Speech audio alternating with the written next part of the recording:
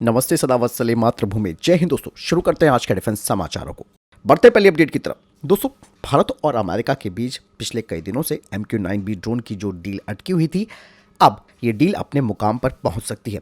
दरअसल wall street journal की एक रिपोर्ट सामने आई है जिसमें कहा गया है कि भारत इस खतरनाक ड्रोन की डील को फाइनल करने की दिशा में कदम बढ़ा चुका है। दरअसल इस ड्रोन के आ जाने से आप सब जानते हैं कि चीन और पाकिस्तान के खिलाफ भारत की जो सुरक्षा है वो और मजबूत हो जाएगी। भारत सरकार खरीद को लेकर जल्द से जल्द कोई फैसला ले सकती है और ये डील भारत और अमेरिका के रिश्तों में एक मील का पत्थर भी साबित होगी। कहा जा रहा है कि अगले कुछ हफ्तों में इस डील को मंजूरी मिल सकती है। लेकिन दोस्तों, यहाँ पर एक और पेच ये फंसा हुआ है कि अगर भारत इन ड्रोन की खरीद के लिए डील पर साइन भी करता है तो फिर भी भारत को अमेरिका की मंजूरी का इंतजार करना होगा और इसके बाद दोनों देशों की सरकारों के बीच एक समझौता साइन होगा।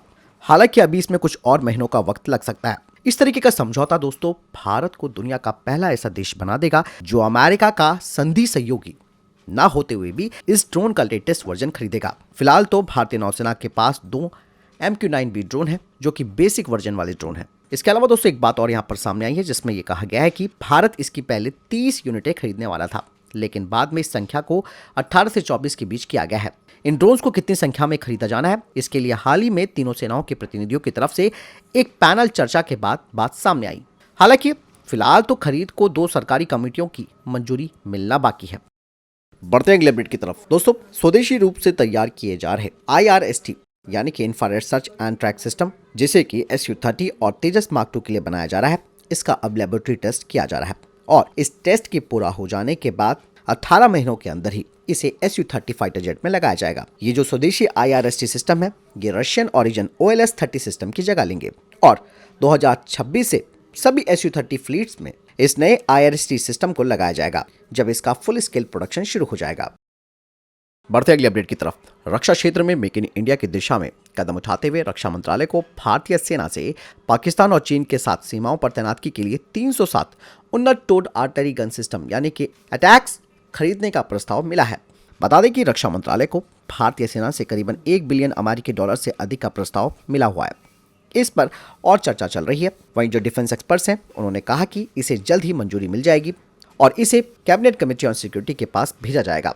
कई डिफेंस एक्सपर्ट्स का कहना है कि हविजर के लिए ये पहला ऑर्डर होगा जो करीबन 50 किलोमीटर दूर तक निशाना साध सकती है और माना जाता है कि ये अपनी क्लास यानी कि अपनी श्रेणी की सबसे अच्छी तोप है। दोस्तों, भारतीय सेना अलग अलग ऊंचाइयों और इलाकों में इस तोप का परीक्षण कर रही है और इसे और अपग्रेडेड किया गया है। बढ़ते अगले अपडेट की तरफ। दोस्तों, कैबिनेट कमेटी ऑन सिक्योरिटी ने भारतीय वायुसेना के लिए 70 HTT-40 बेसिक ट्रेनर एयरक्राफ्ट और उनके इक्विपमेंट्स को मंजूरी दे दी है। बता दें कि इनकी कीमत 6,828 करोड़ रुपए है और HAL 70 एयरक्राफ्ट 6 सालों के अंदर भारतीय वायुसेना को डिलीवर करेगा। दोस्तों, HTT-40 एक टर्बो प्रॉप विमान है। इसे बेहद कम गति से भी उड़ाया जा सकता है ताकि पायलट्स को ज्यादा अच्छी ट्रेनिंग दी जा सके। बता दें कि इसमें अत्याधुनिक एवियोनिक्स, बेहतर इजेक्शन सीट लगाई गई है। इस विमान की स्पीड 400 किलोमीटर प्रति घंटा है और इसकी फ्लाइट रेंज है 1000 किलोमीटर और यह अधिकतम 19,680 फीट की ऊंचाई तक जा सकता है। ये ट्रेनिंग विमान है, इसीलिए इसमें हथियार भी लगाए जा सकते हैं।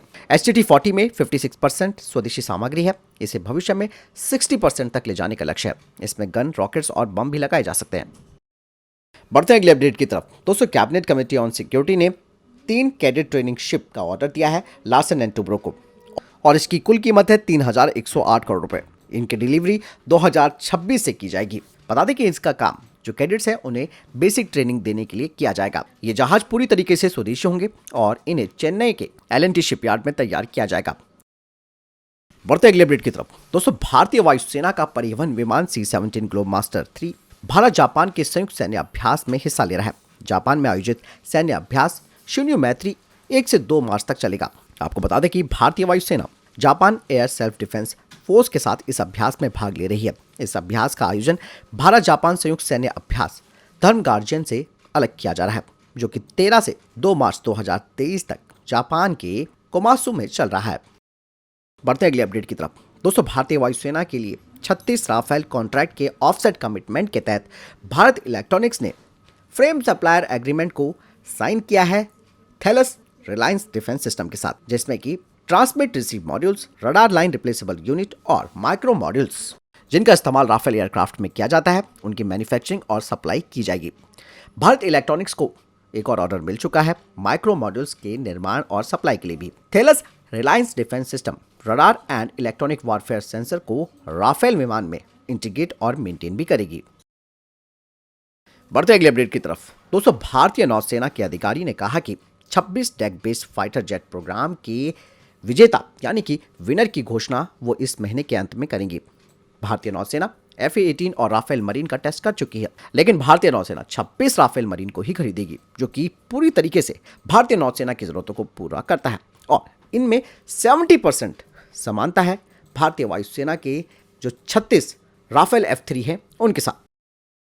बढ़ते नेक्स्ट अपडेट की तरफ। दोस्तों, HAL 2 हेल क्लास के यूएवीज को तैयार कर रहा है, जो कि कैट्स प्रोग्राम में अहम भूमिका निभाएंगे, जो कि Indian unmanned man combat air teeming system program है। HAL का जो पहला हेल क्लास यूएवी है उसे हेल टीपी कहा जाएगा, जिसमें कि टर्बोप्रॉप इंजन लगाया जाएगा, और वहीं जो दूसरा यूएवी है उसे हेल TF कहा जाएगा और इसमें टर्बोफैन इंजन लगाया जाएगा, और ये हाई एल्टीट्यूड सर्विलांस और autonomous deep penetration precision strike करेगा, वो भी स्टैंड ऑफ डिस्टेंस से। बढ़ते हैं अगले अपडेट की तरफ। दोस्तों, P-75I को लेकर एक बड़ी खबर सामने आई है। दरअसल जर्मनी की सिनक्रिप्ट मरीन सिस्टम ने अभी हाल ही में भारत को P-75I प्रोग्राम के तहत साथ में मिलकर 6 नेक्स्ट जनरेशन सबमरीन को गवर्नमेंट टू गवर्नमेंट डील के तहत बनाने का प्रस्ताव दिया था, लेकिन अब कुछ खबरें सामने आई हैं जिसमें ये कहा जा रहा है कि भारत ने जर्मनी से इस प्रोजेक्ट के लिए और डिटेल्स मांगनी शुरू कर दी हैं, जैसे कि ट्रांसफर ऑफ टेक्नोलॉजी का स्तर यानी कि लेवल क्या होगा, जिसे कि सिनक्रिप्ट मरीन सिस्टम भारत को देगी, साथ ही इसके सब सिस्टम का ऑफर क्या है, और अगर भारत में बने जो सिस्टम्स और सेंसर्स हैं उन्हें इन पनडुब्बियों में लगाने की अनुमति होगी या नहीं। इन सारी चीज़ों के लिए भारत जर्मनी के साथ बातचीत कर रहा है। यही नहीं दोस्तों, इसके अलावा पनडुब्बियों का कॉम्बैट कंट्रोल का लेवल ऑफ जो एक्सेस है वो कितना रहेगा, जिससे कि भारत इन पनडुब्बियों में आसानी से भारत निर्मित जो हथियार है उन्हें लगा सकेगा, वो भी बिना ओरिजिनल इक्विपमेंट मैन्युफैक्चरर से पूछे बिना। बढ़ते अगले अपडेट की तरफ। दोस्तों, भारतीय नौसेना की कलवरी क्लास की पनडुब्बी आइनस वेला ओमान पहुंच चुकी है और ये पनडुब्बी ओमान के बंदरगाह पर पहुंची है। दरअसल भारतीय नौसेना अपने मित्र देशों के साथ बेहतर सहयोग को सुनिश्चित करने के लिए हिंद महासागर में सुरक्षा बढ़ाने के लिए अपने युद्धपोतों को सक्रिय रूप से तैनात करती है, जिसका उद्देश्य हिंद महासागर और आसपास के क्षेत्रों में भारत के आर्थिक और रणनीतिक हितों की सुरक्षा सुनिश्चित करना है। और अक्सर भारतीय नौसेना के पोत और जो पनडुब्बियां हैं वो दोस्त देशों के बंदरगाहों पर नियमित रूप से ठहरती है। हालांकि ओमान में भारतीय पनडुब्बी की मौजूदगी का एक रणनीतिक महत्व भी है। भारत और ओमान के संबंध काफी मजबूत है, इसमें कोई दो राय नहीं है। भारत और ओमान के बीच रणनीतिक साझेदारी के कारण साझा युद्ध अभ्यास भी होता है। ओमान और भारत अल नगाह नाम से सैन्य अभ्यास करते हैं। इसके अलावा भारत और ओमान के बीच ईस्टर्न ब्रिज वायुसेना अभ्यास भी होता है। भारत और ओमान की नौसेनाओं के बीच नसीम अल बहा नाम का अभ्यास भी किया जाता है। दरअसल दोस्तों, पाकिस्तान और चीन भारत को अरब सागर में घेरने के लिए तेजी से अपनी मौजूदगी को बढ़ा रहे हैं और चाइना सीपैक के तहत ग्वादर बंदरगाह को भी विकसित कर चुका है और दुनिया का सबसे महत्वपूर्ण जो समुद्री मार्ग है वो ओमान के तट से होकर गुजरता है।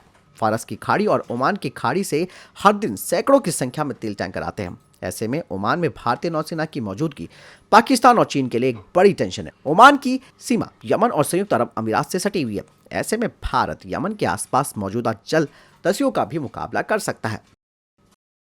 तो फिलहाल के लिए दोस्तों ये थे टॉप डिफेंस अपडेट्स। वीडियो के संबंध में कोई प्रश्न जवाब आपका कोई सवाल है कमेंट सेक्शन में लिखकर जरूर पूछ सकते हैं। मिलता हूं नई जानकारी के साथ। चैनल जरूर सब्सक्राइब कीजिएगा, कमेंट भी जरूर कीजिएगा। जय हिंद, वंदे मातरम।